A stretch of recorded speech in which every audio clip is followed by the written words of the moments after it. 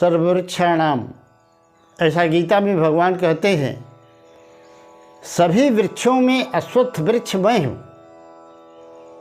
और जब भगवान स्वयं पीपल के पेड़ में निवास करते हैं, भगवान के अलावा उनके जितने भी देवता हैं, उनके अधीन 33 कोटि माने गए हैं, वो सभी पीपल के वृक्ष में निवास करते हैं। तो यदि हम पीपल का उपाय करें तो हमें क्या लाभ होगा और क्यों करना चाहिए, आज हम उस पर आपको उपाय बताएंगे। आज 90% लोग किसी न किसी परेशानी से, दुख से, कष्ट से, कर्ज से लदे हुए हैं। किसी के घर में अशांति है, क्लेश है, भूत प्रेत पिशाच हैं, जिसके कारण अशांति है। लोग ज़्यादातर बीमार रहते हैं। अब किसी की विवाह की समस्या है, तो ये अनेक प्रकार की समस्याएं पीपल के इस उपाय से आपकी दूर हो सकती हैं और आप अमन चैन की ज़िंदगी जी सकते हैं, बशर्ते आप श्रद्धा भाव से इस उपाय को करें जिसे हम बताने जा रहे हैं। आज हम आपको बताएंगे पीपल के पत्ते का और पीपल के पूजन का उपाय। पहले तो पीपल के वृक्ष पर के पास जाएं, हो सके तो शनिवार और मंगलवार को, और नहीं तो प्रतिदिन कर सकें तो बहुत ही अच्छा होगा। शाम के समय पीपल के वृक्ष के नीचे जाकर के 1 लोटा जल चढ़ा करके एक पान का पत्ता लें और उस पर लाल कलम से राम लिख दें। क्या लिखना है? पीपल के पत्ते पर लाल कलम से राम लिख देना है और पीपल के जड़ में समर्पित कर देना है और प्रार्थना करनी है कि हे देवों के देव वासुदेव, आप मेरे सारे संकटों को दूर कीजिए और मेरी ज़िंदगी को संवारिए। मित्रों, इसके अलावा आपको कम से कम पीपल की 7 प्रदक्षिणा करनी चाहिए, जिससे भगवान परम संतुष्ट होते हैं। दूसरा बात है ये कि आप तिल या देसी घी का दीपक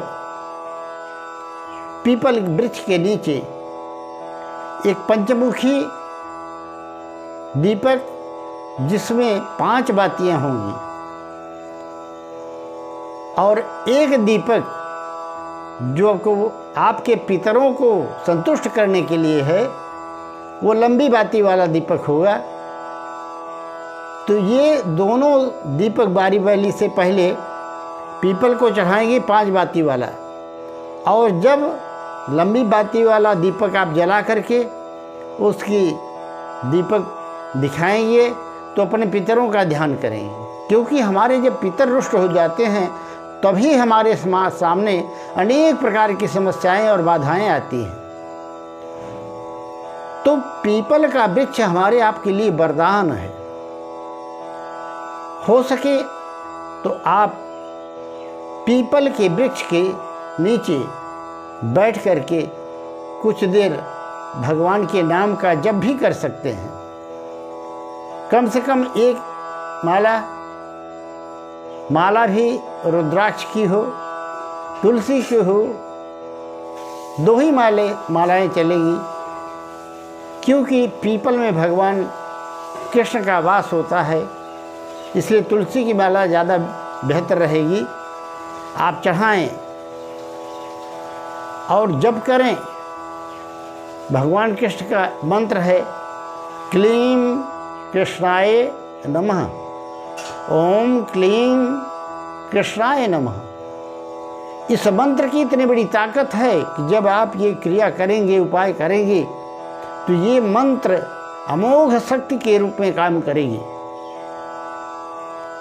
और अमोघ शक्ति के रूप में, क्योंकि इस मंत्र में बड़ी ताकत है। क्लीम का अर्थ होता है कामदेव, और इसका दूसरा अर्थ होता है आकर्षण। अर्थात आप इस मंत्र द्वारा श्री कृष्ण को अपने पास बुलाने का काम कर रहे हैं, जो कि उस अश्वत्थ वृक्ष अर्थात पीपल के वृक्ष में भगवान का वास है।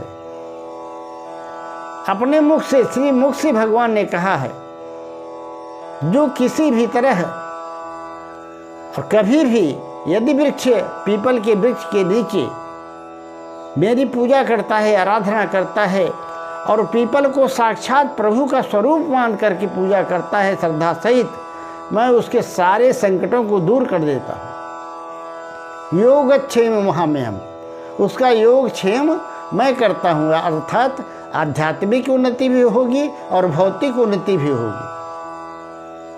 आप कर्ज से मुक्त हो जाएंगे, घर में धन का आगमन तेजी से बढ़ेगा। आपके घर में अगर भूत प्रेत पिशाच का साया है, नेगेटिव एनर्जी है, परिवार में लोग अस्वस्थ ज़्यादा रहते हैं, पैसा जितना कमाई है आती है पर टिकती नहीं, आप महीने के लास्ट में कंगाल नजर आते हैं, तो ये क्या बात है? आप पीपल की वृक्ष की जब पूजा करेंगे तो दो काम एक साथ होगा। एक तो भगवान श्री कृष्ण की कृपा मिलेगी, और दूसरे आपके पितर संतुष्ट होकर के आपको आशीर्वाद देंगे, जिससे आपके जीवन में धन दौलत की कमी नहीं आएगी, और पैसा इतना आएगा कि आप कर्ज की तो बात ही क्या, आप माला माल हो जाओगे। दूसरी बात, घर में कोई अस्वस्थ नहीं रहेगा, सुख शांति का माहौल रहेगा, और शत्रुओं से छुटकारा मिल जाएगा। जो शत्रु आपके पीछे पड़े हैं, आपका टांग खींचने में लगे हैं, आपको नीचे गिराने में लगे हैं, आपको परेशान करने में लगे हैं, उन शत्रुओं का सफाया ही हो जाएगा। ये है पीपल के वृक्ष का उपाय। और हो सके तो गुरुवार के दिन आप पीपल के वृक्ष के नीचे बैठकर अभी हमने जो बताया ओम क्लीम कृष्णाय नमः, इस मंत्र का 3 माला जप अवश्य करें। और आप देखेंगे कि 40 दिन के अंदर आपके घर में भयंकर परिवर्तन हो रहा है। जहाँ पर कर्ज था, बीमारियाँ थी, अशांति थी, शत्रु घेरे हुए थे, उन सारे संकटों से निकल कर आपका जीवन सुखमय हो जाएगा और घर में प्रसन्नता का वातावरण बना रहेगा।